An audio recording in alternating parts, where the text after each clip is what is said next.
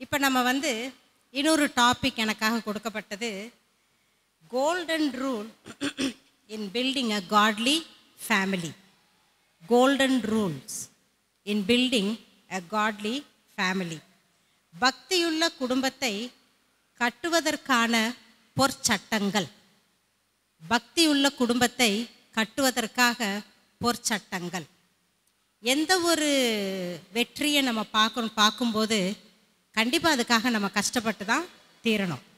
இப்போ நம்ம குழந்தைகள் நம்ம எதிர்பார்ப்போடு அவங்க எதிர்காலத்தில் நல்ல ஒரு துறையில் வேலை செய்யணும், நல்லா அவங்க சம்பாதிக்கணும், கடவுளோடு சேர்ந்து அவங்க வாழணும், சபைக்கு ஒரு உதாரணமாக இருக்கணும், சபையை விட்டு அவங்க வெளியே போகக்கூடாது. அப்போல்லாம் நம்ம நினச்சோம்னா இதெல்லாம் ஆக்சிடென்டல் கிடையாது. ஒரு விபத்தால் ஜஸ்ட் ஒரு நாள் வர்றது கிடையாது.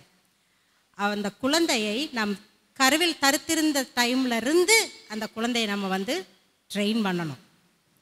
ஸோ இப்போ நம்ம ஒரு பக்தியுள்ள குடும்பத்தை கட்டணும்னா அதுக்காகவும் நம்ம ரொம்ப கஷ்டப்பட்டு தான் தீரணும். சும்மாலாம் வராது. எதுவுமே கஷ்டப்படாமல் இந்த உலகத்தில் கிடையாது. ஒரு பக்தி உள்ள குடும்பம் வேண்டும்னா அதுக்கு ஒரு சில சட்டங்கள் இருக்குது. அதை தான் இன்றைக்கி நம்ம பார்க்க போகிறோம். குடும்பங்கள் வலுவான சமூகத்தின் அடிப்படையாக கட்டுமான தொகுதியாகும். It's a foundation. ஒரு குடும்பமானது ஒரு strong foundation, strong base, fundamental building block. ஒரு குடும்பமானது இப்போ ஒரு கட்டடத்தை கட்டினோம்னா அஸ்திவாரம் நல்லா ஸ்ட்ராங்காக போட்டால் தான் மேலே போடுற வால்ஸ் எல்லாமே இன்னும் ரெண்டு ஃப்ளோரோ ஒரு ஃப்ளோரோ நம்ம போட்டாலும் எந்த ஒரு நிலநடுக்கமோ எந்த டிஸ்டர்பன்ஸ் வந்தாலும் அது செவுறுகள் இடிஞ்சு விழாமல் இருக்கிறதுக்கு ஒரு நல்ல பலமாக இருக்கும். அதே போல் குடும்பங்கள்னால் என்னென்னா அது ஒரு ஃபண்டமெண்டல் பில்டிங் பிளாக்கு, ஒரு அடிப்படை. அது குடும்பம் நல்லா இருந்தால் தான் நம்ம நல்லா இருக்க முடியும் இல்லை? குடும்பமானது நாம் அன்பை உணரக்கூடிய இடம் மாத்திரம் அல்ல, மற்றவர்களை எப்படி நேசிக்க வேண்டும் என்பதையும் அறியலாம். குடும்பத்தில் தான் family is the first school, family is the first church. குடும்பம்தான் ஒரு முதல் பள்ளிக்கூடமே, குடும்பம்தான் முதல் ஒரு ஆலயம், தகப்பன் தான் முதல் போதகர் அந்த குடும்பத்துக்கு, தாய் தான் ஒரு ஆசிரியை, பிள்ளைகள் தான் அந்த குடும்பத்தின் முதல் ஸ்டூடெண்ட்ஸும் சர்ச் மெம்பர்ஸும் அவங்க தான். குழந்தை கோயிலில் முழங்கால் போடுதுன்னா நீ அந்த குழந்தையை வீட்டிலேயே முழங்காட போல வச்சுருக்கோன்றதுக்கு ஒரு அறிகுறி.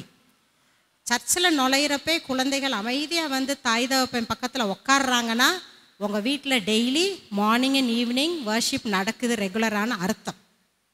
அங்கே நடக்கலைன்னா இங்கே அது கண்டிப்பாக நடக்கிறதே கிடையாது. நாம் அன்பும் ஆலோசனை மற்றும் ஆதரவை பெறக்கூடிய ஒரே பாதுகாப்பான இடம் எது? குடும்பம்தான். ஒருத்தருக்கு ஒருத்தரை நேசிக்கிறதுக்கு, அப்புறம் ஒருத்தரை அறிஞ்சு கொள்றதுக்கு, அப்புறம் ஒரு ஆதரவான ஒருத்தருக்கு ஒருத்தர் இருக்கிறதுக்கு நம்ம முழுமையாக எதிர்பார்க்கக்கூடியது ஒன்று சமுதாயம் கிடையாது, நம்மளுடைய குடும்பம்தான். நாம் உண்மையான கிறிஸ்தவர்களா இல்லையா என்பதை முதலில் காட்டுவதும் நம்ம குடும்பம்தான்.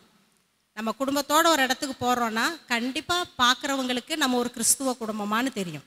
அந்த கிறிஸ்துவ குடும்பத்தில் இது உண்மையான கிறிஸ்துவ குடும்பமா இல்லை ஒரு போலி கிறிஸ்துவ குடும்பமானு நம்ம குடும்பத்தை பார்த்தே, நம்மளுடைய பிள்ளைகளை பார்த்தும் நம்மளை நடவடிக்கையை பார்த்தும் மனுஷர் அறிகிறதுக்கு ஒரு வாய்ப்பாக இருக்குது. நம் குடும்பம் ஒரு ஊழியம் செய்வதற்கு ஒரு களமாக உள்ளது. ஃபர்ஸ்ட் மிஷனரி ஃபீல்டு நம்ம குடும்பம் தான். அது ஒரு போதகராக இருக்கட்டும், யாராக இருக்கட்டும், அவங்களுக்கு ஃபர்ஸ்ட் மிஷனரி ஃபீல்டு அப்படின்னா ஒரு ஊழியம் செய்யும் தளம் எங்கே தான்? குடும்பம்தான். ஒருத்தருக்கு ஒருத்தர் உதவி தேவையாக இருக்கிறது. அது ஒரு மாரல் சப்போர்ட்டாக இருக்கலாம், ஆத்மீக ஒரு உதவியாக இருக்கலாம், இல்லாட்டி ஒரு சரீர ரீதியாக ஒரு உதவியாக இருக்கலாம், இல்லாட்டி பண வசதியில் உள்ள ஒரு பண தேவைப்படுகிற ஒரு உதவியாக இருக்கலாம். எந்த ஒரு உதவியாக இருந்தாலும் ஒரு நல்ல காரியத்துக்கு குடும்பத்தில் தான் அது ஃபஸ்ட்டு வரும். So it's a first missionary field. குடும்பத்தில் நாம் கடவுளுடைய வார்த்தைக்கு விசுவாசமான பிள்ளைகளாக இருந்தால் எல்லா இடங்களிலும் நாம் உண்மையுள்ளவர்களாக இருப்போம். நீ குடும்பத்தில் ஒரு நல்ல நபராக இருந்தால், ஒரு நல்ல ஸ்திரீயாவோ ஒரு நல்ல தாயாவோ தகப்பனாகவோ நல்ல பிள்ளையாகவோ உன் குடும்பத்தில் நம்ம இருந்தோம்னா கண்டிப்பாக வெளியவும் நம்ம அப்படி தான் இருப்போம்.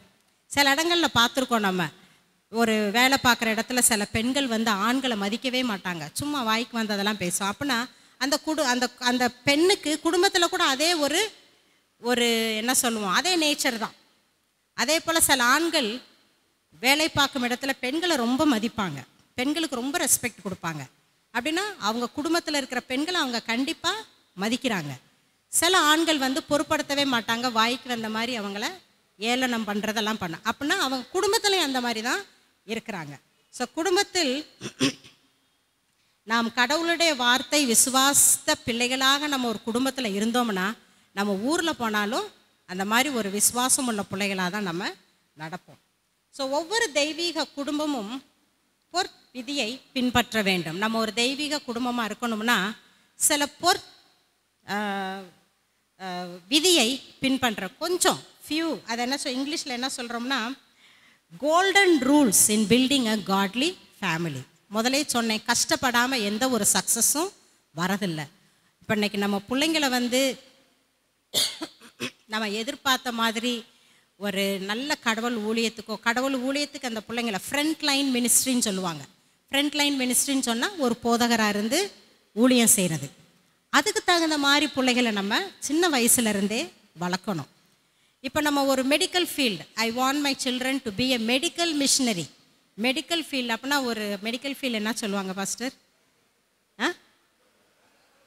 மருத்துவத்துறையில் அங்கே அவங்க ஒரு ஊழியம் செய்யணும், மருத்துவத்துறையில் ஊழியம் செய்யணும் என் புள்ள அப்படின்னு நம்ம நினச்சோம்னா சின்ன வயசுலேயே அதுக்கு தகுந்த புஸ்தகங்களை கொடுக்கறது, அதுக்கு தகுந்த உதாரணங்களை பிள்ளைகளுக்கு சொல்கிறது, அந்த இன்ட்ரெஸ்ட்டை காட்டுறது, அந்த மாதிரி நம்ம வளர்க்கணும்.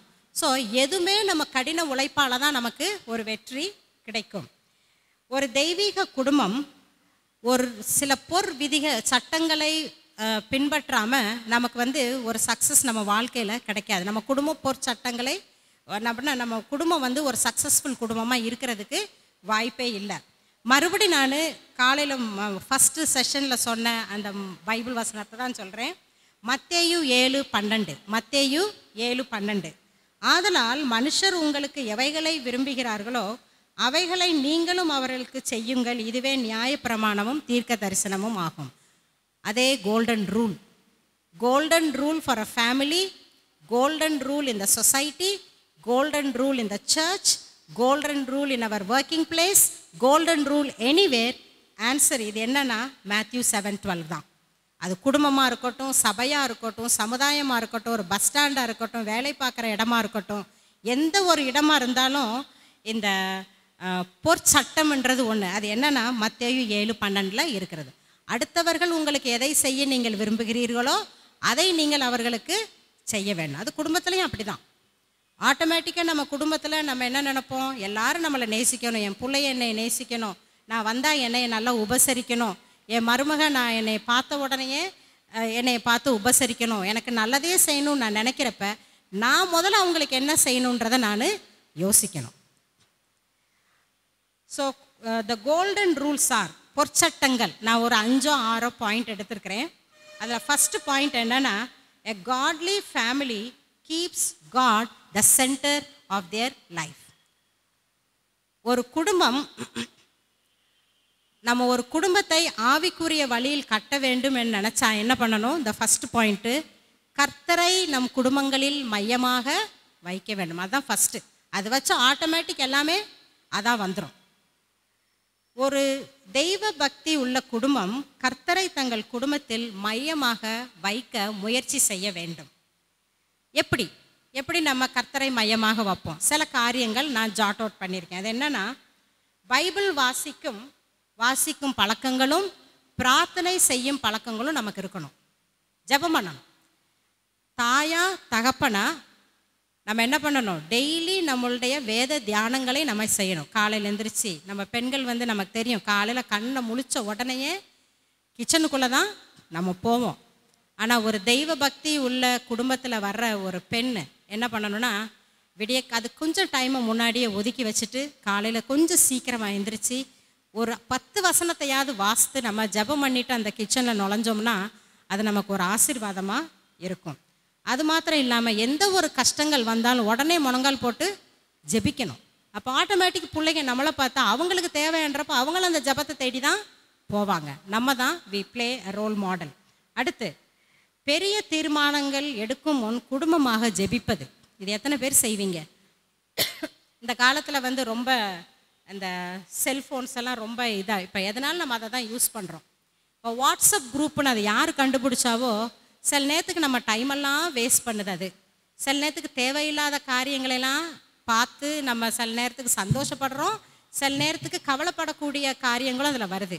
ஆனால் அதே சமயத்தில் அது கடவுளால் மனித ஞானத்தினால் நமக்கு கொடுக்கப்பட்ட அந்த கருவிகள் மூலம் சில நேரத்துக்கு நம்ம குடும்பங்களையும் நம்ம பலப்படுத்தலாம். இப்போ வாட்ஸ்அப் குரூப்னா ஃபேமிலி குரூப். எங்களுக்கு குயிலாமா கூட்டம் எங்கள் அம்மாவோட பேரில் ஒரு குரூப் இருக்கும். அதில் நாங்கள் எல்லா sisters, brothers, husbands, children, grand எல்லோரும் இருப்போம் அதில். அப்போ இன்றைக்கி நான் ஊருக்கு வர்றேன்னா நான் அதில் உடனே போட்டுருவேன், நான் மதுரைக்கு இந்த வேலைக்காக போகிறேன். ஹோல் குடும்பம் எல்லாருக்கும் தெரியும் நான் இன்னைக்கு வேலைக்கு நான் போகிறேன். இப்போ நான் சுகமில்லாமல் இருக்கேன், ஹாஸ்பிட்டலுக்கு போகிறேன், ஜெபிங்க. இந்த ஹோல் குடும்பமும் எனக்காக ஜெபிக்கும். ஸோ எந்த ஒரு சின்ன தீர்மானமாக இருந்தாலும் ஹோல் ஃபேமிலிக்கு நாங்கள் தெரியப்படுத்தி அதை ஆலோசனை பண்ணி எல்லாரும் சில நேரத்துக்கு அவங்க அபிப்பிராயங்களை போடுவாங்க. அப்போ நாங்கள் ஒரு நல்ல அபிப்பிராயத்துக்கு கடைசியில் ஒரு முடிவெடுப்போம். அதே போல் எங்கள் குடும்பத்துக்கும் ஒன்று வச்சுருப்போம், வில்சன்ஸ் ஃபேமிலின்னு போட்டிருப்போம். அதில் எங்கள் பிள்ளைங்க இருப்பாங்க, மருமக்கள் மாதிரி இருப்பாங்க, அவ்வளோதான். அதில் நாங்கள் எந்த ஒரு தீர்மானம் எடுக்கணுன்னாலும் அதில் போட்டுருவோம். இன்றைக்கி நாங்கள் ஒரு பைக் வாங்க போகிறோம், உடனே அதில் ஃபீட்பேக்ஸ் வரும். இல்லைனா இன்றைக்கி நாங்கள் ஊழியத்துக்கு போகிறோம், டிக்கெட் புக் பண்ணணும், டிக்கெட் புக் பண்ணுறதுக்கு எல்லாம் க்ளோஸ் ஆயிடுச்சு, எப்படி நாங்கள் சீக்கிரமாக அந்த இடத்துக்கு போகணும், உடனே பிள்ளைங்க அதுக்கு தகுந்த மாதிரி எல்லாம் ஏற்பாடு பண்ணி இதை செய்யுங்க அதை செய்யுங்கன்னு எங்களுக்கு ஒரு அறிவுரை கொடுப்பாங்க. எந்த ஒரு பெரிய தீர்மானங்களை எடுத்தாலும், கல்யாண பொருளாக ஒரு கல்யாணமாக இருக்கலாம், இல்லாட்டி பிள்ளைகளை வந்து மேற்படிப்பு படிக்க வைக்கிறதா இருக்கலாம், இல்லாட்டி எந்த ஒரு பெரிய தீர்மானங்கள், ஒரு சொத்து வாங்கிறதா இருக்கலாம், எந்த ஒரு தீர்மானங்களாக இருந்தாலும் கணவன் மனைவியாக நாம் எடுக்காமல் நம்ம குடும்பத்தில் இருக்க நபர்களையும் அதை இன்வால்வ் பண்ணி, பிள்ளைங்க சின்ன பிள்ளைங்க அவங்களுக்கு என்ன தெரியும் நம்ம நினைக்கிறதுக்கு இல்லை, அவங்களையும் நம்ம இன்வால்வ் பண்ணி தீர்மானம் பண்ணுறப்ப அவங்களுக்கும் நம்ம நிலைமை புரியும், நம்மளும் தப்பு செய்யாத அளவுக்கு நம்ம போகிறதுக்கு ஒரு இதாக இருக்கும். சாப்பிடும் சமயத்தில் பைபிள் சம்மந்தப்பட்ட காரியங்களை குறித்து பேசணுன்னா சின்ன பிள்ளைங்க நம்ம வீட்டுகளில் இருப்பாங்க, இல்லாட்டி சம் க்ரோன் அப், அட்லீஸ்ட் நம்ம நைட்டு சாப்பாடாவது எல்லோரும் டேபிளில் உட்காந்து சாப்பிடுவோம்ல, அந்த நேரத்தில் அனாவசியமான காரியங்களை எதையும் பேசாமல் என்ன செய்யணும், பைபிள் சம்பந்தப்பட்ட கேள்விகளையும் அதில் உள்ள சந்தேகங்களையும் நம்ம பேசி ஒருத்தருக்கு ஒருத்தர் நம்மளுடைய ஞானத்தை பரிமாறிக்கொள்வது ஒரு நல்ல கர்த்தரை மையமாக கொண்ட ஒரு குடும்பத்திற்கு ரொம்ப நல்லதாக இருக்கும். இன்னொன்று, குடும்பத்தை சேர்ந்தவர்களிடம் இரக்கம் காட்டுவது விதின் த ஃபேமிலி. நம்ம அக்கா தங்கச்சிகளாக இருக்கலாம், சில நேரத்துக்கு அவங்க கஷ்டத்தில் இருக்கலாம், சில நேரத்துக்கு அவங்க துன்பத்தில் இருக்கலாம், நம்ம மாரல் சப்போர்ட் அவங்களுக்கு தேவையாக இருக்கும். ஸோ அவங்களுக்கு நம்ம அட்வைஸ் பண்ணுறது, இது காசு விஷயத்தில் கஷ்டப்பட்டாங்கன்னா அவங்களுக்கு எது தேவையோ நல்லதை மாத்திரம் நம்ம செய்கிறது, அந்த மாதிரி உதவிகள் ஒருத்தருக்கு ஒருத்தர் நம்ம ஒரு குடும்பத்தில் சேர்ந்தவர்களுக்கு இறக்கப்பட்டு என்ன செய்யணும், ஒரு உதவியை அவங்களுக்கு செய்கிறப்ப அதுவும் நமக்கு என்ன பண்ணும், ஒரு கர்த்தர் தங்கள் குடும்பத்தின் மையமாக இருக்கிறதுக்கு ஒரு சமானமாக இருக்கும். கர்த்தரை தன் குடும்பத்தில் மையமாக வைக்கப்படும் குடும்பங்கள் இப்படி தான் இருக்கும். அதை தான் நான் சொல்ல வந்தது. எப்படின்னா, பைபிள் வாசிக்கிறது, ஜெபம் பண்ணுறது, பெரிய தீர்மானங்கள் எடுக்கிறப்ப குடும்பமாக சேர்ந்து ஜெபித்த பிறகு தான் அந்த தீர்மானத்தை எடுக்கணும். அடுத்து என்ன பண்ணணும், நம்ம குடும்பத்தில் ஒரு கஷ்டப்படுறவங்களுக்கு, இல்லாட்டி அவங்க ஏதாவது ஃபிசிக்கல் ப்ராப்ளம்ஸு, ஏதாவது வியாதியில் கஷ்டப்பட்டாங்கன்னா சரீர உதவி செய்கிறது, பண உதவி செய்கிறது, அது விதின் த குடும்பங்களில் ரொம்ப முக்கியமாக இருக்கும். அது கடவுள் ரொம்ப விரும்புகிறாரு. இவ்வாறாக நாம் கர்த்தரை பின்பற்ற முயற்சிக்கும் குடும்பத்தின் ஒரு மெய்யான தெய்வீக குடும்பமாகும், கர்த்தரை மையமாக குடும்பமும் ஆகும். இந்த மாதிரி காரியங்களை நம்ம செய்கிறப்ப கர்த்தருக்கு நம்ம வந்து ஒரு முக்கியத்துவம் கொடுத்த ஒரு கர்த்தருக்காக வச்ச ஒரு கர்த்தரை மையமாக வைத்த ஒரு குடும்பமாகும். ரெண்டாவது என்னன்னா, a godly family is a saved family. ரட்சிக்கப்பட்ட குடும்பம். அது என்ன சொல்கிறது, எனக்கு தமிழ் வார்த்தைகள் ஃபாஸ்ட்டாக வராது. ஒரு பக்தியுள்ள குடும்பத்தை கட்டுவதற்கான ரெண்டாவது பொற்சட்டம் என்ன, ஒரு தெய்வீக குடும்பம், அது ஒரு தெய்வீக குடும்பம், கர்த்தரால் ரட்சிக்கப்பட்ட குடும்பம். ரட்சிக்கப்பட்ட குடும்பம்னா என்ன? We are already saved in the image of God, baptized into the true church. அப்படின்னா உண்மையான சத்தியத்துக்குள்ள நம்ம சேர்ந்து கர்த்தரோடு சேர்ந்து விசுவாசத்தில் வாழ்வது தான் ரட்சிக்கப்பட்ட குடும்பமாக இருக்கும். 1 கொரிந்தியர் 13:3 என்ன சொல்லப்பட்டிருக்குன்னா, ஒவ்வொரு புருஷனுக்கும் கிறிஸ்து தலைவராய் இருக்கிறார் என்றும் ஸ்திரீக்கு புருஷன் தலைவராய் இருக்கிறார் என்றும் நீங்கள் அறிய வேண்டும் என்று விரும்புகிறேன். இதுதான் ஒரு குடும்பம், ரட்சிக்கப்பட்ட குடும்பத்திற்குள்ள அழகு. என்னது? ஒவ்வொரு புருஷனுக்கும், புருஷன்னா ஆண்களும் பெண்களையும் சேர்த்து தான் சொல்லுது, கிறிஸ்து தலைவராக இருக்கிறார். அதே குடும்பத்திற்கு ஸ்திரீக்கு யார் தலைவராக இருக்கிறார்? புருஷன், கணவன் தலைவராக இருக்கிறார்.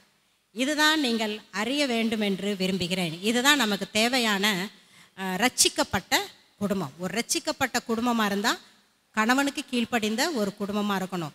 The wife should be submitted to husband as to the love of God. நம்ம எவ்வாறு ஆணும் பெண்ணுமாக சேர்ந்து ஒரு திருச்சபையாக கர்த்தருக்கு கீழ்ப்படிந்து நடக்க வேண்டுமோ அதே போல் ஒரு பெண் கணவனுக்கு கீழ்ப்படிந்து நடக்க வேண்டும். இதுதான் ஒரு saved family in the hands of God. இப்படிப்பட்ட குடும்பம் ரட்சிக்கப்பட்ட குடும்பத்துக்கு சமானமாக இருக்கும். 3வது, டைம் இல்லைனால நம்ம ஃபாஸ்ட்டாக போகிறோம். A godly family is a serving family. we are saved in the hands of God. First point நம்ம என்ன பார்த்தோம்? ஒரு தெய்வீக குடும்பம் எப்படி கர்த்தரை தன் மையமாக வைச்சிருக்கிறது, அப்படிப்பட்ட குடும்பம் ஒரு ரட்சிக்கப்பட்ட குடும்பம். அந்த ரட்சிக்கப்பட்ட குடும்பம் எப்படியான ஒரு குடும்பம்? சுயநலம் இல்லாமல் மற்றவர்களுக்கு சேவை செய்யும் குடும்பமாக இருக்கும். பைபிளில் நம்ம நிறையா பார்த்துருக்கோம். பிரிசிலா அகிலா, அந்த ஸ்டோரியை வாசா ரொம்ப இன்ட்ரெஸ்டிங்காக இருக்குது. அதுக்கு ஒரு 1/2 மணி நேரம் எடுக்கும் அதை சொல்கிறதுக்கு. அந்த பிரிசிலா அகிலா என்ன பண்ணாங்க? அவங்க பவுல் அப்போஸ்தலர் இவங்களுக்கு டென்ட் மேக்கிங் அது ஒரு தொழிலாக இருந்துச்சு. அது என்னது டென்ட் மேக்கிங் என்ன சொல்லும்? கூடார தொழில். பாலுக்கு அப்போஸ்தலருக்கும் அந்த தொழில் தெரிஞ்சதுனால இவங்களோட போய் இன்ட்ரடியூஸ் ஆகி 2 பேரும் சேர்ந்து செய்கிறப்ப அவங்க சம்பாரித்த காசுகளை யூஸ் பண்ணி தான் அவங்க சேவை செஞ்சாங்க. அவங்க சாப்பிட்றதுக்கும் இருப்பிடத்துக்கும் ஆகாரத்துக்கும் உணவுக்கும் இருப்பிடத்திற்கும் கொஞ்சம் செலவு பண்ணிவிட்டு மிச்ச காசை என்ன பண்ணாங்க? கர்த்தருடைய சேவைக்காக பணிபுரிந்தாங்க. அதே போல் ஒவ்வொரு காட்லி ஃபேமிலியும் ஒரு சர்விங் ஃபேமிலி, சர்வீஸ் மைண்டடாக இருக்கணும். சேவை செய்யும் மனப்பான்மை உள்ளவர்களாக இருக்க வேண்டும். நம்ம சம்பாதிக்கிறதுல ஒரு பங்கு கண்டிப்பாக கர்த்தருடைய ஊழியத்துக்குன்னு நம்ம ஒதுக்கி வைக்கணும். கண்டிப்பாக நம்ம பணத்தை மாத்திரம் கிடையாது, நம்ம சமயத்தையும். இப்போ சிலர் வெளியே நிறைய ஐடிக்கு அங்கங்கெல்லாம் வேலை செய்கிறாங்க. வெளியே என்ன சொல்லுவாங்க, ஐடி கம்பெனிஸ்க்கெல்லாம் வேலை செய்கிறவங்க மாதத்தில் அட்லீஸ்ட் ஒரு 2 நாள், இல்லாட்டி வாரத்தில் 1 நாள், அட்லீஸ்ட் சாபத் ஆஃப்டர்நூன், அந்த மாதிரி அவங்க they have to set aside the time for the ministry of God, a service to the needy and the poor.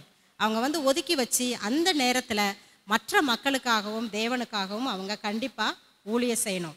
ஒரு தெய்வீக குடும்பம் எப்பொழுதும் சேவை செய்யும் குடும்பம். எப்பொழுதும் அந்த சேவை மனப்பான்மை இருக்கும். ஒரு கெஸ்ட் வந்துட்டாங்களா, சாட்டர்டேக்கு ஒருத்தவங்க வந்திருக்காங்க, நம்ம கோயிலுக்கு வர்றோம், ஒரு நமக்கு தெரிஞ்சவங்க வந்திருக்காங்க, அவங்கள உபசரிக்கிற குடும்பமாக இருக்கும். அன்றைக்கி மத்தியான சாப்பாட்டுக்கு நமக்கு இருக்கிற சாப்பாடு அவங்களோட பகிர்ந்து சாப்பிட்ற மாதிரி ஒரு சேவை செய்யும் குடும்பமாக இருக்கணும். நம்ம சபைக்குள்ளே ஒருத்தவங்க நெசமாகவே அவங்க ஆவிக்குரிய ஜீவியத்தில் கஷ்டப்படுறாங்கன்னா நம்ம எல்லாம் சேர்ந்து என்ன பண்ணணும்? அவங்களுக்காக ஜெபிச்சு அவங்கள போய் ஊக்குவிக்கணும். யாராவது பண கஷ்டப்படுறாங்க, அவங்களால பிள்ளைக்கு ஃபீஸ் கட்ட முடியல, அப்போ நம்மளால் பற்ற உதவிகளை நம்ம அவங்களுக்கு காசு சேகரித்து அவங்களுக்கு செய்ய வேண்டிய காரியத்தை செய்யணும். இதுதான் சேவை உணர்ச்சின்னு சொல்கிறது. சேவை மனம் கொண்டவர்களாக இருக்கவன் தங்களுடைய நேரத்தையும் பணத்தையும் ஊழியத்திற்கு ஒதுக்க வைக்க வேண்டும். ஏழைகளுக்கு உதவ வேண்டும். சபைக்கு வரும் உறுப்பினர்களுக்கு ஆறுதலும் ஆன்மீக வளர்ச்சிக்கு ஊக்கத்தையும் ஆதரவையும் அளிக்க வேண்டும். இவ்வாறாக இருக்கிற குடும்பம் என்ன சொல்லலாம்?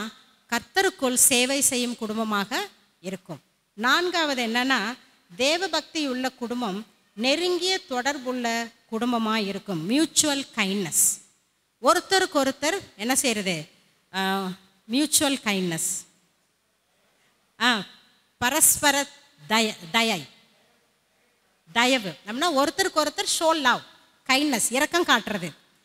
இப்போ ஃபார் எக்ஸாம்பிள் ஒரு சின்ன எக்ஸாம்பிள் சொல்கிறேன்.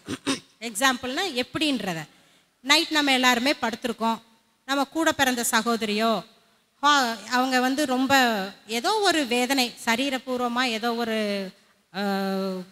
குறைபாடு இருக்குது, ஒரு வேளை இருமலோ இல்லாட்டி வயிற்று வலியோ கஷ்டப்படுறாங்க. அப்போ நம்ம என்ன பண்ணணும்? உடனே எந்திரிச்சு அவங்களுக்கு வேண்டிய சேவையை நம்ம செய்யணும். அவங்க மேலே அவங்கள பிடிக்குதோ பிடிக்கலையோ, கோபமாக இருக்கியோ, அவங்கக்கிட்ட சந்தோஷமாக இருக்கியோ, நீ ஒரு தெய்வ குமாரனோ குமாரத்தையோ இருந்தால் என்ன பண்ணுவ? உடனே எந்திரிச்சிடணும். டக்குன்னு எந்திரிச்சு சுடுதண்ணி வச்சு கொடுக்குறதோ, நீ நல்ல தூக்கத்தில் இருந்தீங்கன்னா அது வேற. ஆனால் அதை கேட்டுக்கிட்டு அவங்க நல்லா இருமிட்டு இருக்கிறாங்க, அவங்களால தூங்க முடியலை அப்படின்னு உனக்கு தெரிகிறப்ப நீ என்ன பண்ணணும்? உனக்கு முழிப்பு வந்துருச்சுன்னா உடனே எந்திரிச்சு போய் அவங்களுக்கு செய்ய வேண்டிய சேவையை செய்யணும். இரக்கப்பட்டு அவர்களுக்காக செய்யும் காரியங்கள் அது வந்து அப்படி பண்ணணும். இன்னொன்று என்னென்னா, தேவ பக்தி உள்ள குடும்பம் எல்லா விதத்துலையுமே அவங்களுக்கு ஒரு அண்டர்ஸ்டாண்டிங் இருக்கும். கஷ்டப்படுறத பார்த்துட்டு சும்மா இருக்கவே நம்மளால் முடியாது. அப்படி நம்ம குடும்பத்தில் சேர்ந்தவங்க நெசமாகவே கஷ்டப்படுறத நம்ம கண்ணால் பார்த்துட்டு இருந்தோம்னா அந்த பாவத்துக்கு நம்ம கடவுளுக்கு கண்டிப்பாக கணக்கு கொடுக்கணும். ஸோ நம்ம ஃபுல்லாக அப்படின்னா என்னென்னா, ஒரு தியாக உணர்வு இருக்கணும் நமக்கு. செல்ஃப் சாக்ரிஃபைஸ், இன்னும் எல்லா காரியத்திலையும் நம்ம சாக்ரிஃபைஸ். மற்றவர்கள் மீது வெறுப்பு இருக்காது. அந்த மாதிரி நம்ம ஒரு நெருங்கிய தொடர்பு, மியூச்சுவல் கைண்ட்னஸ், ஒருத்தருக்கு ஒருத்தர் ஒரு புரிஞ்சு கொண்டு அன்பு காட்டும் ஒரு தோற்றம் நம்மகிட்ட இருக்கிறப்ப நம்ம ஒருத்தருக்கு ஒருத்தர் வெறுப்பு காட்ட மாட்டோம். என்ன ஒரு சின்ன ஒரு சங்கடங்கள் நடந்திருந்தாலும் அதை மன்னிச்சு மறத்துடணும். காலையில் அவங்க ஒரு சிஸ்டர் சொன்ன மாதிரி, நம்ம ஒரு நல்ல கிறிஸ்துவ வாழ்க்கை வாழ்கிறப்ப நமக்கு சூடு சொரணையே இருக்கக்கூடாது. அது கரெக்டு தான். அந்த சூடு சொரணை இருக்கிறதுனால தானே பிரச்சனையே நமக்கு. அதை விட்டுட்டோம்னா நம்மளும் ஒரு கிறிஸ்துவுக்கு பிரியமான பிள்ளைகளாக நம்ம வாழ முடியும். கோபம் இருக்காது. அப்படிப்பட்ட மியூச்சுவல் கைண்ட்னஸ், ஒருத்தர் விரும்பி மன்னித்து இருக்கும் ஒரு பண்பு நம்மக்கிட்ட இருக்கிறப்ப நமக்கு கோபமே வராது. கோபம் வர வேண்டிய காரியங்களுக்கு நான் அப்படின்னா என்னது, ஒரு சிலருக்கு எப்போ பாரு நெகட்டிவ் மைண்டு தான் இருக்கும். ஒரு சின்ன காரியனாலும் அந்த நெகட்டிவ் மைண்டு வர்றப்ப ஆட்டோமேட்டிக்காக அவங்க என்ன பண்ணுவாங்க? கோபம் வரும், அடுத்தவங்களை தன்னையே தானே ஒதுக்கிக்கிடுவாங்க, செல்ஃப் சிம்பத்தி வந்துடும் அவங்களுக்கு, யார்கிட்டையும் பேச மாட்டாங்க. அந்த மாதிரி நம்ம இருக்கக்கூடாது. கெட்ட வார்த்தைகளுக்கும் கெட்ட காரியங்களுக்கும் இடமில்லை. ஒருத்தர் நம்ம விரும்பி செயல்படும் போது நம்ம என்ன செய்ய போகிறோம்? நம்ம மைண்டில் வந்து ஒருத்தரை திட்டணும், ஒருத்தருக்கு கெடுதல் செய்யணும் அப்படின்னு நம்ம எப்பயுமே நினைக்க மாட்டோம். அனாவசிய பேச்சுக்கும் இடம் இருக்காது. சிலர் என்ன செய்வாங்க, பேர் சொல்லி கூப்பிடுவாங்க, என்ன சொல்கிறது, பட்ட பேர் சொல்லி கூப்பிட்டு அடுத்தவங்களை ஹர்ட் பண்ணுறது, அவங்க நடக்கிற மாதிரி நடந்து காட்டுறது, அவங்க பேசுகிற மாதிரி பேசி காட்டுறது, அவங்கள வந்து இழிவுபடுத்தி பேசுகிறப்ப நம்ம அடுத்தவங்களோட துயரத்தில் நம்ம வந்து மகிழ்ந்து இருக்கிறோம்னா அது நமக்கு கண்டிப்பான பாவம். ஆனால் இந்த மியூச்சுவல் கைண்ட்னஸ், பரஸ்பர ஐக்கியம் உள்ளவங்களுக்கு இந்த மனப்பான்மை இருக்காது. அடுத்து அன்பாகவும் பாசமாகவும் நாம் இருப்போம். இந்த குணநலன்கள்லாம் எதில் கொடுக்கப்பட்டிருக்குன்னா, எபேசியர் 5ஆம் அதிகாரம் ஃபுல் அதிகாரத்தில் இந்த குணநலன்கள்லாம் கொடுக்கப்பட்டிருக்கு. ஒருவரை ஒருவர் புரிந்து கொள்ளும் மனம். இந்த பரஸ்பர ஐக்கியம் உள்ளவர்கள் என்னாகும், ஒருவரை ஒருவர் நம்ம நல்லா புரிஞ்சுக்குவோம். அவங்கள்ட்ட பேசணும்னு அவசியம் இல்லை, அவங்கள புரிஞ்சுக்கிட்டு அவங்களுக்கு தகுந்த மாதிரி நம்ம நடந்துக்கிட்டு அவங்களே சந்தோஷப்படுத்தினோம்னா நம்மளையும் நம்ம சந்தோஷப்படுத்தின மாதிரி. மன்னிக்கும் மனப்பான்மையும் உள்ளவர்கள், நன்மைக்காகவும் கர்த்தருக்கு நன்றி தெரிவிப்பதற்காகவும் மட்டும் குரல் எழுப்புவர்களாக இருப்பார்கள். நம்ம வாயை நம்ம எதுக்கு யூஸ் பண்ணுவோம்? கர்த்தரை புகழ்கிறதுக்கும், அப்புறம் என்ன செய்கிறது, கர்த்தருக்கு நன்றி சொல்வதற்கும் நம்மளுடைய புகழ்களை எழுப்புவோம். அப்படின்னா இன்னொன்று E.G. White கொட்டேஷன் நீங்கள் வந்திருக்குது, அதை பாருங்கள். அட்வென்டிஸ்ட் ஹோம் பேஜ் நம்பர் 177.3 அப்படின்னா 177வது பேஜில் 3வது பேராகிராஃப். கரெக்டாக ஃபஸ்ட்டு? ஓகே, நான் வாசிக்கிறேன் பாருங்கள். பரஸ்பர இரக்கம் வீட்டை சொர்க்கமாக்குகிறது. சொர்க்கம்னா உங்களுக்கு தெரியும்ல, எல்லாருக்கும் தெரியும். ஓகே, பரஸ்பர இயக்கம், மியூச்சுவல் கைண்ட்னஸ் வீட்டை எப்படி ஆக்குமா? ஒரு சொர்க்கம் ஆக்குமா. ஏன்னா அங்கே வந்து தேவையில்லாத பேச்சு இல்லை, கோபம் இல்லை, வெறுப்பு இல்லை, ஒன்லி சாக்ரிஃபைஸ், அன்பு, ஒபீடியன்ஸ், சப்மிசிவ்னஸ், இதுதான் இருக்குது, கீழ்ப்படிதல், இதுதான் இருக்குது. அதனால் பரஸ்பர இரக்கம் வீட்டை ஒரு சொர்க்கமாக்குகிறது. ஒருவருக்கொருவர் அன்பாக பேசுவதன் மூலம் அவர்கள் சரியானதை செய்ய முயற்சிக்கும் போது அவர்கள் பாராட்டுவதன் மூலமும் அவர்கள் உற்சாகப்படுவார். ஏன்னா ஒருத்தருக்கு ஒருத்தர் அப்ரிசியேஷன், மியூச்சுவல் அப்ரிசியேஷன்.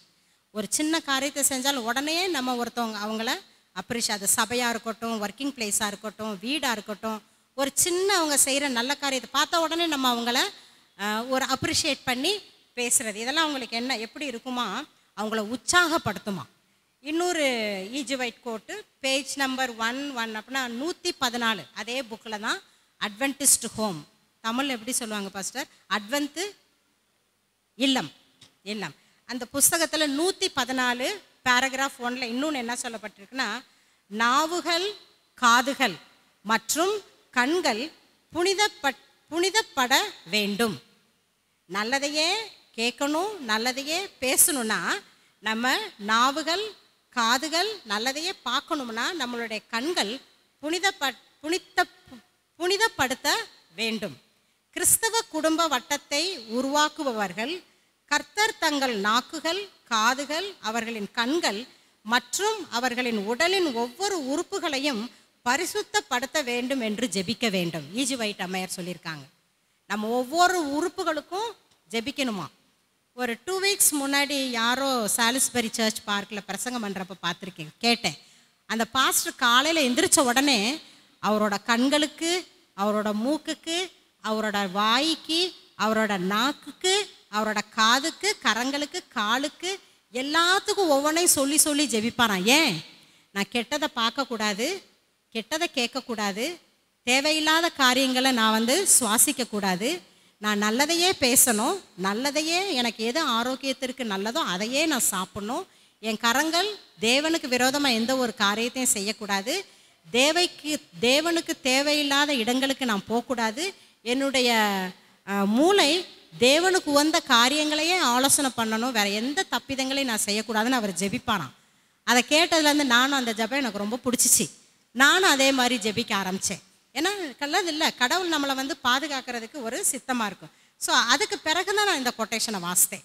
இப்போ ஈஜி வைட் அம்மையார் என்ன சொல்கிறாங்க, நம்மளுடைய கண்கள், காதுகள், நம்ம உடம்புல இருக்க ஒவ்வொரு உறுப்புகளும் என்ன செய்யணுமா, தப்பு செய்யாத அளவுக்கு பரிசுத்தப்படுத்த வேண்டுமாறு கர்த்தரை நம்ம டெய்லி ஜெபிக்க வேண்டும். அடுத்த பாயிண்ட் என்னன்னா, பக்தியுள்ள குடும்பத்தை கட்டும் அடுத்த ஒரு பொற்சட்டம் என்னன்னா, தன் பிள்ளைகளை தெய்வ பக்தியில் வளர்ப்பது. இது ரொம்ப சேலஞ்சிங். பிள்ளைகளை தெய்வ பக்தியில் வளர்ப்பது ரொம்ப ஒரு சேலஞ்சிங். என்ன சொல்லுவாங்க பாஸ்டர், ஒரு சவால். நான் என் பெரிய பையனுக்கு 32 வயசு, சின்ன பையனுக்கு 30 வயசு. இங்கே உக்காரணும்னா அங்கே உக்காருவாங்க. இந்த இடத்த விட்டு நீ மம்மிகிட்ட கேட்காம நீ காலை கீழே வைக்கக்கூடாதுன்னா கட்டிலையே 2 பிள்ளையும் உக்காந்துருப்பாங்க. பர்மிஷன் இல்லாமல் காலை கீழே வச்ச பிள்ளைங்க இல்லை. ஆனால் இப்போ அவங்களுக்கு பிறந்திருக்க பிள்ளைங்க உக்காருனா கீழே இறங்கி ஓடும், கீழே இறங்குனா மேலே ஏறி உக்காரும். ரொம்ப கஷ்டம். அதுகளை கண்டிக்கிறது கூட கஷ்டமாக இருக்குது. அந்த காலத்தில் இப்போ ஏதாவது சர்ச்சிலலாம் உக்காந்துருக்கப்போ பிள்ளைங்க ஏதாவது வெளியே போய் விளையாடணும்னு சொன்னால் என் கை உடனே அவங்க தொடக்கி தான் வரும்.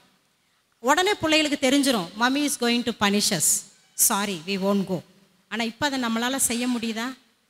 முடியலை. அப்போ கடவுள் என்ன சொல்கிறாரு, பெரம்பை கையாளாதவன் தன் பிள்ளைகளை, பெற்றோருக்கு இப்போ வருத்தமாக இருக்க பிள்ளைகளை கண்டிக்கணும்னா, ஏன்னா அழுதுருங்களாம். அது இன்னைக்கு அழுதாதான் நாளைக்கு நம்ம சந்தோஷமாக இருப்போம், அதுவும் சந்தோஷமாக இருக்கும். இன்றைக்கி அதை அழவிடக்கூடாதுன்னு நம்ம பார்த்தோம்னா நாளைக்கு அதை அழுகாது, நம்ம அதுக்காக அழுக வேண்டிய சூழ்நிலை வரும். பிள்ளைகள் 32 வயசாகட்டும், பிள்ளைங்க 42 வயசாகட்டும், பெற்றோராக நமக்கு கண்டிக்கிற உரிமை நமக்கு சாகும் வரை உள்ளது. அது 32 வயசு பிள்ளையாக இருந்தானே 40 வயசு பிள்ளையா, தப்பு தான். அதை எடுத்து கூறுறது யார்? தகப்பமாரு கூற மாட்டாங்க, சாரி, தகப்பமாரு ஜாஸ்தி சொல்ல மாட்டாங்க. ஏன்னா ஐயோ பிள்ளை நம்மளை தப்பாக எடுத்துக்கலாம், பிள்ளைங்க நம்மளை மிஸ் அண்டர்ஸ்டாண்ட். ஆனால் தாய்மாருக்கு அப்படி இருக்க மாட்டோம். எல்லாம் நீ செய்கிறது தப்பு தான், நீ திருத்திக்கோ. அந்த நேரத்தில் பிள்ளைகளுக்கு நம்ம மேலே கோபமாக இருந்தாலும் அடுத்து அவங்க உணர்வாங்க, மம்மி சொன்னது கரெக்டு. ஸோ நம்ம பிள்ளைகளை வளர்க்குறது இந்த காலத்தில் ரொம்ப சேலஞ்சிங், ரொம்ப ஸ்மார்ட்டுங்க பிள்ளைங்க. நான் பேர பிள்ளைகள்கிட்ட படிக்கிறேன். ஒருத்தனுக்கு 18 மாதம், ஒன்றுக்கு ஜஸ்ட் 2 வயசு முடிஞ்சிருக்கு. என்ன பேச்சு, என்ன எக்ஸ்பிளனேஷன்ஸ், அதுகளுக்கு எல்லாமே தெரியும். நம்ம இது தெரியாதுன்னு நம்ம நினைக்க வேண்டிய சூழ்நிலே இல்லை. அதனால தான் நம்ம ஈஜிவைட் அம்மையார் என்ன சொல்கிறாங்கன்னா, குழந்தைகளை எந்த பருவத்திலேருந்து அவங்களுக்கு சொல்லி வளர்க்கணும், திருத்தி வளர்க்கணும் சொல்லுங்கள் பார்ப்போம். எந்த வயசுலேருந்து பிள்ளைகளுக்கு நம்ம கற்றுக் கொடுக்கணும்? 3 மாதத்திலிருந்து. அவங்க அது என்ன சொல்கிறது, when they are in the mother's womb, தன் தாயின் கர்ப்பத்தில் இருக்கிறப்ப 3 மாதத்தில் இருந்தே அந்த குழந்தைகளுக்கு நம்ம கற்றுக் கொடுக்கணுமா. அது நான் முன்னாடி அது எப்படி அப்படின்னு நான் யோசித்தேன். ஆனால் அது என் பேர குழந்தைகளில் நான் பார்த்தேன். என் பேர குழந்தை பெரிய குழந்தை பெரியவனுக்கு மக பிறந்து ரூமில் இருந்து கொண்டு வந்தாங்க. தாயை இன்னும் கொண்டு வரல. கொண்டு வரதுக்கு முன்னாடி அந்த குழந்தைய எங்கள் கையில் கொடுத்தாங்க. என் மகன் இந்த குழந்தைய வாங்கிட்டு போய் ரூமை கொடுத்துட்டாங்க. கிரிப்பில் படுக்க வச்சு ஒரே கத்து, பயங்கரமாக கத்தி அழுகுது. ஏன்னா பிறந்த குழந்தை அழுக தான் செய்யும். ரொம்ப அழுகிறப்ப இவன் என்ன செஞ்சான்னா, you made me together in the mother's womb, அந்த பாட்டை அவன் பாட ஆரம்பித்தான். அந்த பாட்டை பாட பாட பாட அந்த குழந்தை சொல்லி அப்படியே அமைதியாக அந்த தகப்பை அந்த பாட்டை பாடி முடிக்கிற வரைக்கும் அமைதியாக அந்த குழந்தை இருந்துட்டு அப்படியே தூங்கிருச்சு. அந்த பாட்டை அவன் எப்போ முடித்தானோ மறுபடி கத்த ஆரம்பிச்சிருச்சு. தாய் வர மட்டுக்கும் அவன் தாயை கொண்டு வந்து ரூமில் வைக்கிற வரைக்கும் 4-5 தடவை அந்த பாட்டை நான் பக்கத்துலேருந்து நான் பார்த்த ஒரு உதாரணம். அது எதுனாலன்னா, அந்த குழந்தை எப்போ தாய் கருவில் உருவாச்சோ அப்போ இருந்து டெய்லி அவங்க மார்னிங் அண்ட் ஈவினிங் ஃபேமிலி ப்ரேயரில் அந்த பாட்டை கண்டிப்பாக பாடுவாங்க. ஹஸ்பண்ட் அண்ட் மனைவியும் கணவன் அந்த பாட்டை கண்டிப்பாக பாடுவாங்க. நாங்கள் போனாலும் அந்த பாட்டை பாடணும், பாட்டி தாத்தா போனாலும் அந்த பாட்டை பாடணும். ஜபம் பண்ணுறப்ப அந்த பாட்டு கண்டிப்பாக. அப்போ அந்த குழந்தை அந்த கர்ப்பத்தில் இருந்தே அந்த பாட்டை கேட்டிருக்குது. அதனால தான் அந்த பாட்டை கேட்ட உடனே அந்த குழந்தை அமைதியாக அந்த பாட்டை, இப்போ அது 2 வயசில் அதே அந்த பாட்டை அழகாக பாடும். ஸோ நம்ம 3 மாதம் கர்ப்பம் தரிச்சிருக்கிறப்பயே நம்மளுடைய பிள்ளைகளுக்கு எல்லா ஒரு ஒழுக்கத்தையும் நம்ம கண்டிப்பாக சொல்லி கொடுக்கணும். ஸோ குழந்தை வளர்ப்பது ரொம்ப ஒரு சவாலான காரியம். அந்த குழந்தையை வளர்க்கணும்னா முதல்ல நம்ம மாடலாக இருக்கணும். நம்ம மாடலாக இருந்தால் நம்ம காலையில் எழுந்திரிச்சு கரெக்டாக நம்ம வேலையை பார்த்துட்டு நம்ம பாட்டுக்கு ஏனோ தானன்னு இருந்து கிடைக்கிறதெல்லாம் சாப்பிட்டு ஒரு சாப்பாட்டில் ஒழுக்கம் இல்லை, நமக்கு ஒரு பிஹேவியரில் ஒழுக்கம் இல்லை, ஒரு துணி மாத்துறதுல ஒழுக்கம் இல்லை, புருஷன்ட்ட பொழுதன்னைக்கு சண்டை போட்டுக்கிட்டு அக்கம் பக்கத்துக்காரவங்கள்ட்ட மூஞ்ச காட்டிக்கிட்டு அப்படி இருந்தால் அந்த குழந்தை எப்படி வளரும்? நம்மளை பார்த்து தான் அது இமிட்டேட் பண்ணி வளரும் குழந்தை. அதனால் முதல்ல நம்மளை தான் நம்ம ஒரு ரோல் மாடல், ஒரு முன்மாதிரியாக வச்சுக்கணும். தாயும் தகப்பனும் ஒரு முன்மாதிரியாக இருந்தால் தான் நம்மளுடைய குழந்தைகளை நமக்கு வளர்க்க முடியும். குழந்தைகளை சரியான வழியில் உருவாக்குவது பெற்றோர்களின் குறிக்கோள் அல்ல. அது இருக்கட்டும், சரியான முறையில் வளர்க்கணும். ஆனாலும் பாருங்கள், குழந்தைகளை பரிபூர்ணமான கடவுளிடம் சுட்டி காட்டுவதே ஆகும். இங்கிலீஷில் வாசிக்கிறேன் பாஸ்டர். எப்படின்னா, the goal of parenting is not to create perfect kids. இப்போ நம்ம நான் ஒரு பர்ஃபெக்ட்டுக்கு என்ன சொல்லுவாங்க தமிழில், ஒரு பரிபூர்ணமான குழந்தையை வளர்க்கணுன்றது என்னோட நோக்கம் இல்லை. என்னோட நோக்கம் என்னவா இருக்கணும்? To point my kid to the perfect God. தமிழோட எனக்கு இங்கிலீஷில் ரொம்ப, to point my child to the perfect God. ஏன்னா God is perfect, man is not perfect. So I cannot bring up, நான் ஒரு நான் பரிபூர்ணம் அல்ல. அதே போல் நான் வளர்க்கப்படுங்க, நான் குழந்தைகளை எவ்வளோ நல்லவங்களை வளர்த்தாலும் அதை ஒரு பரிபூர்ணமாக நான் வளர்க்க முடியாது. But I can show him to the perfect God. ஒரு பரிபூர்ணமான கர்த்தரை காட்டுவதற்கு ஒரு தாயாலும் தகப்பனாலும் என்னால் செய்ய முடியும். Let it be husband, children or any family members. We as women need to strive to point to the perfect. So ஒரு பரிபூர்ணமுள்ள ஒரு கர்த்தரிடத்தை நம்ம காட்டணும் நம்ம நினைக்கிறப்ப கண்டிப்பாக நம்ம என்ன செய்யணும்? ஒரு ஒரு நல்ல வைராக்கியமுள்ள ஒரு தாயாகவும் தகப்பனாகவும் நம்ம கண்டிப்பாக வாழ்ந்தாதான் நம்ம ஒரு பரிபூர்ணமான ஒரு பரிபூர்ணமான நம் கர்த்தரை நம்மளுடைய பிள்ளைகளை நம்மளுடைய வளர்ப்பின் மூலம் அவர்களுக்கு காட்டுவதற்கு நமக்கு ஒரு உறுதியாக இருக்கிறது. இப்போ இந்த குடும்பத்தை சார்ந்த மட்டும் என்னோடய ஃபோன் எடுத்துகிட்டு வா பிரியா, என்னோடய ஃபோன். ஸோ நம்ம குழந்தைகளை வளர்க்குறது ஆண்களுக்கு அவங்களோட பகுதி உண்டு. தகப்பனை பார்த்தா புள்ள பயப்படணும். அதுக்கு யார் காரணம்? நம்ம தான் காரணம். இப்போ தகப்பன் மேலே பிள்ளைக்கு பயம் இல்லைன்னா அதுக்கு யார் காரணம்? மனைவி தான் காரணம். நம்ம பிள்ளைங்க முன்னாடியே தகப்பனை திட்டுறதோ அவங்கள அவமானப்படுத்துறதோ தலை குனிகிற மாதிரி நம்ம பண்ணுறப்ப என்ன ஆகும்? ஆட்டோமேட்டிக்காக பிள்ளையும் தகப்பனை பார்த்தா அந்த நோக்கத்தில் தான் பார்க்கும். அப்படி நம்ம செய்யக்கூடாது. தகப்பனுக்கு தேவையான ரெஸ்பான்சிபிலிட்டிஸ், பொறுப்புகளை கடவுள் கண்டிப்பாக தந்திருக்கிறாரு. கடவுளுக்கு அவங்களுக்குரிய பொறுப்புகளை தந்திருக்கிறாரு. ஆனால் தாயாக நம்ம தான் பிள்ளைகளோட ஜாஸ்தி இருக்கிறதுனால, நம்மளுடைய பொறுப்பு அதிகமாக இருக்கிறதுனால, குழந்தைகளை வளர்ப்பதன் பொறுப்பை நமக்கு தான் கடவுள் ஜாஸ்தியாக தந்திருக்கிறாரு. தகப்பன்மாருங்க என்ன செய்வாங்கன்னா, வந்த உடனே குழந்தைகள் மேலே இரக்கம் காட்டுவாங்க. ஏன்னா அவங்க கம்மி நேரம் தான் குழந்தைகளோட ஸ்பெண்ட் பண்ணுறது. கரெக்டு தானே? இப்போ என் பிள்ளைகளுக்கு எந்த கலர் பிடிக்கும், என் பிள்ளைகளுக்கு எந்த சாப்பாடு பிடிக்கும், என் பிள்ளைங்க எந்த டைமில் எப்படி ஆக்ட் பண்ணுவாங்க எனக்கு நல்லா தெரியும். எங்கள் வீட்டுக்காருக்கு தெரியாது. ஏன்னா அவங்க ஊழியம் ஊழியம் ஊழியம் அந்த தூங்குகிற நேரத்துக்கு தான், அந்த சாப்பிட்ற நேரமும் தூங்குகிற நேரத்துக்கு தான் எங்களுக்கு வீடு நினைவு வரும். அந்த டைமில் வர்றப்போ பிள்ளைங்க வீட்டில் இருக்க மாட்டாங்க. ஸோ அவங்களோட எனக்கு தான் என் பிள்ளைகளை பற்றி அவங்களோட மூமெண்ட்ஸு, அவங்க முகத்தை பார்த்த உடனே அவங்க எப்படி இருக்கிறாங்க, என்னத்தை யோசிக்கிறாங்க, அவங்களோட பிரியமான சாப்பாடு என்ன, எல்லாமே எனக்கு தெரியும் என் கணவனோட. அதுக்காக அந்த தகப்பன் பொறுப்பில்லாத தகப்பன்னு சொல்ல முடியுமா? இல்லை. அந்த தகப்பனுக்கு கொடுக்கப்பட்ட பொறுப்புகள் அவங்க கண்டிப்பாக பண்ணுவாங்க. நமக்கு கொடுக்கப்பட்ட தியாக குணங்களை நம்ம கண்டிப்பாக செஞ்ச. குழந்தை வளர்ப்பதில் நமக்கு தான் பொறுப்புகள் அதிகமாக இருக்குது. ஏன்னா நான் வாசிக்கிறேன் பாருங்கள். ஒரு நேற்று ஜஸ்ட்டு ட்ராவல் பண்ணிட்டு வர்றப்போ ஒரு போயம் இருக்குன்னு சொன்னேன். அது உங்களுக்கு வாசிக்க முடியாமல் போயிடுச்சு. அதை உடனே உட்காந்து நான் கூகுள் டிரான்ஸ்லேஷனும் பண்ணேன். அது எவ்வளோ தூரம் கரெக்டாக Google translations are always not correct. ஆனாலும் நீங்கள் ஏதாவது இருந்தால் கரெக்ட் பண்ணுங்கள் ஃபஸ்ட்டு. அந்த டைட்டில் என்னன்னா, when God created a woman, he was working late on the 6th day. 6ஆம் நாள் தான் மனிதரை உருவாக்குனாரு. லேட் பார்ட் ஆஃப் த டே கடவுள் உட்காந்து, இது ஒரு கற்பனையாக எழுதின ஒரு என்ன சொல்கிறது, ஒரு கவிதை. ஆனால் எனக்கு ரொம்ப பிடிச்சிச்சது. ஸோ அவர் ஒரு பெண்ணை உருவாக்குறப்ப ஒரு ஏஞ்சல் கேட்ட கேள்விகள், ஒரு தேவதூதன் கேட்குது. ஒரு பெண்ணின் உருவாக்கம் நடக்கும்போது அந்த ஏஞ்சல் அதை பற்றி பேசுகிறாங்க. கடவுளும் அப்படின்னா கிரியேட்டர் காடு, சுஷ்டி கர்த்தாவும் ஒரு தேவதூதனும் பேசிக்கிற ஒரு சம்பாஷணை இது. ஒரு பெண்ணின் உருவாக்கம். கடவுள் பெண்ணை படைத்த போது 6ஆவது நாள் தாமதமாக வேலை செய்து கொண்டிருந்தார். ஒரு தேவதை ஏன் அவளுக்காக இவ்வளவு நேரம் செலவிட வேண்டும்? ஒரு பெண்ணை படைக்கிறதுக்கு ஏன் நீங்கள் இவ்வளவு நேரம் செலவு பண்ணுறீங்கன்னு அந்த தேவதை கேட்குது சிருஷ்டிகரை.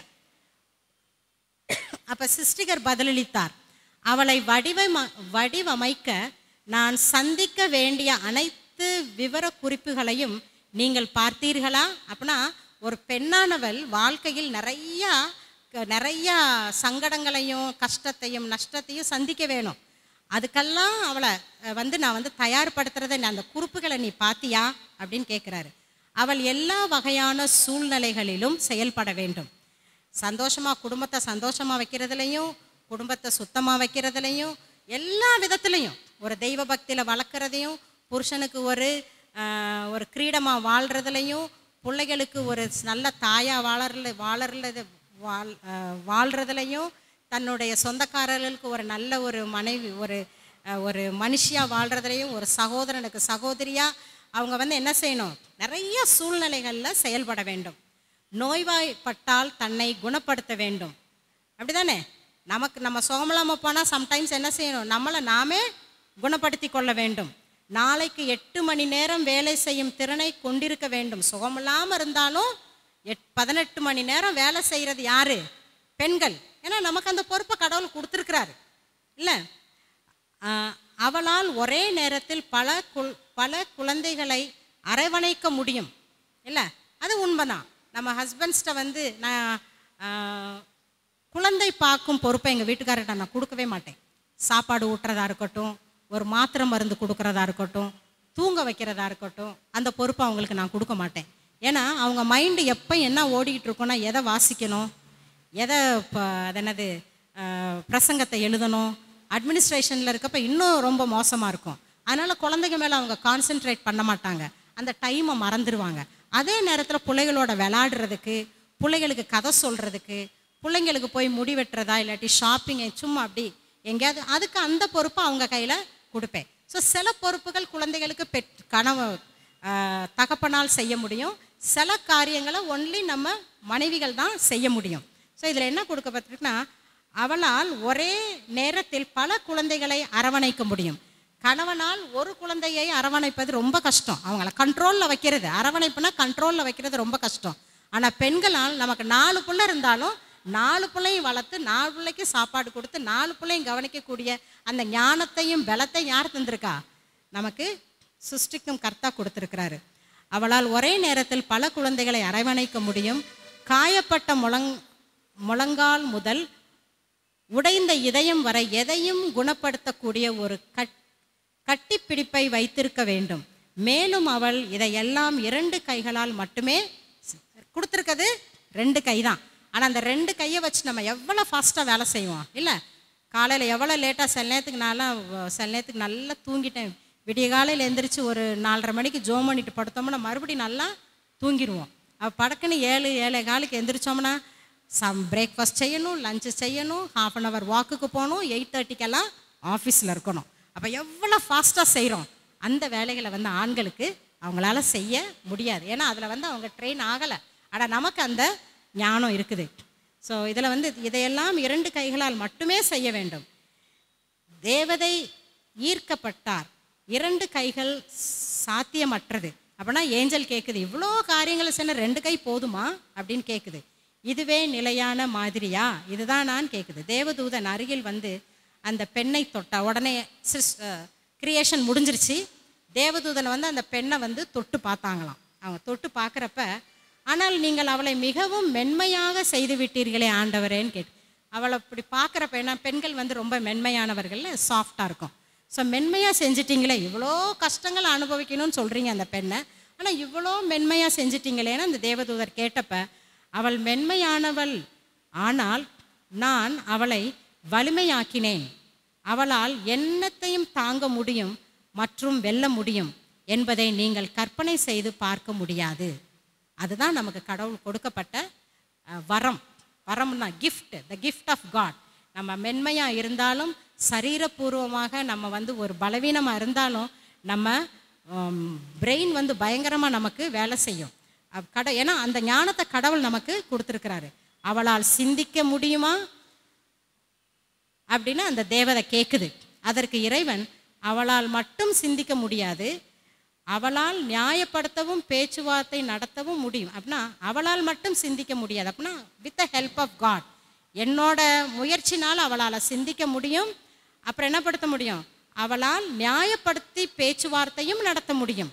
தேவதை அவள் கன்னங்களை தொட்டு, ஆண்டவரை, இதை படைப்பு கசிவாக தெரிகிறது, அவள் மீது அதிக சுமைகளை ஏற்றிவிட்டாயோ அப்படின்னா, உடனே தேவதா அது முடிஞ்சிருச்சு. அடுத்து இந்த கன்னத்தை தொட்டுட்டு, இது என்னது ஒரு மாதிரி என்னமோ கசீர மாதிரி இருக்கே, அப்போ நீங்கள் ரொம்ப சுமையை சுமத்திட்டீங்களோ, பெண் மீத ரொம்ப சுமையை சுமத்திட்டீங்களோ அப்படின்னு தேவதை கேட்குறப்ப, அப்போ ஏசாமி அது கிரியேட்டர் சொல்கிறாரு, அவள் கசியவில்லை, அது ஒரு கண்ணீர். அது அது அது கன்னத்தில் இருக்கிற எந்த ஒரு கசிவும் கிடையாது, அது அவளோட கண்ணீர். இறைவன் தேவதையை திருத்தினார், அப்படி சொல்லி திருத்தினார். இது எதற்காக என்று தேவதை கேட்டதற்கு, கண்ணீர் அவள் துயரம், சந்தேகம், அன்பு, தனிமை, துன்பம் மற்றும் பொறுமை ஆகியவற்றை வெளிப்படுத்தும் வழி என்றார் இறைவன். சந்தோஷமாக இருந்தாலும் கஷ்டமாக இருந்தாலும், ஒரு பெருமைப்பட கூறியக்கூடிய காரியம் இருந்தாலும், உடனே கண்ணீரால் எக்ஸ்பிரஸ் பண்ணக்கூடியது யார்? ஒரு பெண்ணு தான். இது ஒரு பெரும் தாக்கத்தை ஏற்படுத்தியது. அதனால் உடனே மறுபடியும் இன்னொரு கேள்வி கேட்டுச்சு அந்த தேவதை, ஆண்டவரே, நீங்கள் ஒரு மேதை, நீங்கள் எல்லாவற்றையும் நினைத்தீர்கள், ஒரு பெண் உண்மையிலேயே அற்புதமானவள். இறைவன் அதற்கு ஒப்புக்கொண்டார். உண்மையிலேயே அவள்தான் ஒரு பெண்மணி, ஒரு மனிதனை வியப்பில் ஆழ்த்தும் ஆற்றல் அவளுக்கு உண்டு. அவள் பிரச்சனைகளை சமாளிக்க முடியும் மற்றும் அதிக சுமைகளையும் சுமக்க முடியும். அவள் மகிழ்ச்சி, அன்பு மற்றும் கருத்துக்களை வைத்திருக்கிறாள். அவள் கத்த வேண்டும் என்று நினைக்கும் போது அவள் சிரிக்கிறாள். அழுகை வரும்போது பாட்டு பாடுவாள். சந்தோஷமாக இருக்கும்போது அழுகிறாள். பயப்படும் போது சிரிப்பாள். அவள் எதை நம்புகிறாளோ அதற்காக அவள் தைரியமாக போராடும் தன்மை அவளுக்கு உள்ளது. அவளுடைய அன்பு நிபந்தனையற்றது. நேசிப்பவர் இறந்தால் அவளுடைய இருதயம் துடிக்கிறது. ஆனால் அவள் வாழ்க்கையை பெறுவதற்கான வலிமையை காண்கிறாள். தேவதை கேட்டார், அப்படியானால் அவள் ஒரு சரியான உயிரினமா அப்படின்னு கேட்குறப்ப ஆண்டவர் சொல்கிறாரு, ஆமாம், பெண்களை நான் ஒரு பரிபூர்ணமாக சிருஷ்டித்தேன் அப்படின்னு சொல்கிறாரு. ஸோ நம்ம பெண்களை எல்லாம் கடவுள் நம்ம எப்படி படைச்சிருக்கிறாருன்னா, ஒரு எக்ஸ்ட்ரா கிஃப்ட் நம்ம எல்லாருக்குமே கொடுத்துருக்குறார். அதனால் ஆண்களுக்கு கொடுக்கலன்னு கிடையாது, அப்படி கிடையாது. ஆனாலும் நமக்கு கொடுக்கப்பட்ட பொறுப்புகள், நமக்கு கொடுக்கப்பட்ட வரங்கள் அதிகம். அதை நம்ம நல்லா உபயோகப்படுத்தி ஒரு நல்ல தாய்க்கு ஒரு பிள்ளையாக, ஒரு நல்ல கணவனுக்கு மனைவியாக, நல்ல பிள்ளைகளை வளர்த்து பிள்ளைகளுக்கு ஒரு தாயாகவும் பெற்றோராகவும் நம்ம இந்த வாழ்க்கையில் நம்ம கொடுக்கப்பட்ட கொஞ்ச காலம், நம்மளுடைய காலம் ரொம்ப சமீபமாக இருக்குது. எந்த நேரத்தில் நம்ம இப்போல்லாம் நிறைய ஹார்ட் அட்டாக் கேள்விப்படுறோம் இல்லை? என்னமோ நல்லா இருந்தாங்க, உக்காந்தாங்க, பேசினாங்கன்றாங்க, டக்குன்னு கண்ணை மூடிட்டாங்க, டாக்டர் கூட தேவைப்படலைன்னு சொல்கிறாங்க. இந்த மாதிரி நம்ம கடைசி காலத்தில் வாழ்ந்துட்டுருக்கோம். கடவுளோட அழைப்பு நமக்கு எப்போ இருக்குமோ நமக்கு தெரியாது. கண்டிப்பாக அது இப்போ இருக்கலாம், நாளைக்கு இருக்கலாம், அடுத்த நிமிஷம் இருக்கலாம், எப்போனாலும் அந்த கடவுளோட அழைப்பு இருக்கலாம். கடவுள் நம்மளை எவ்வளோ நாள் இந்த உலகத்தில் வைத்திருக்கிறார் என்பது இல்லை. நம்ம கடவுள் இந்த உலகத்தில் நம்ம வாழ்கிறப்ப நம்ம குடும்பத்திற்காகவும் கடவுளுக்காகவும் நம்ம எவ்வளோ ஊழியம் செஞ்சு நம்மளுடைய உறவை கடவுளோடு எவ்வாறு செவ்வைப்படுத்தணும்ன்றது தான் ரொம்ப முக்கியமான நேரமாக இருக்கும். கர்த்தர் தாமே நாம் எல்லாரையும் ஆசீர்வதிப்பாராக. எனக்கு இந்த சமயத்தை கொடுத்த போதகருக்கும், மனைவிக்கும், மிஸ்ஸஸ் முத்துப்பாண்டிக்கும், மற்ற எல்லாருக்கும் ரொம்ப நன்றி. தேவன் தாமே உங்களையும் என்னையும் ஆசீர்வதிப்பாராக.